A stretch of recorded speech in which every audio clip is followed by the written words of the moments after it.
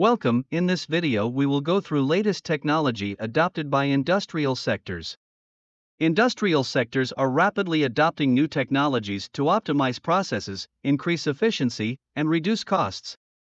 Let's take a look at some of the latest innovations. First up, we have the Internet of Things, IoT. IoT involves connecting everyday objects to the Internet and using sensors to collect data. This data can be used to monitor and optimize processes, predict maintenance needs, and even create new business models. In industrial sectors, IoT is being used to track assets, monitor production lines, and even manage supply chains. With the ability to connect virtually any device, IoT is revolutionizing the way we collect and use data. Next, we have robotics and automation. These technologies are being used to improve efficiency and reduce costs in a variety of industries. For example, robots are being used in manufacturing to assemble products, package goods, and even perform inspections. Automated systems are also being used in warehouses and logistics to manage inventory, track shipments, and optimize routes.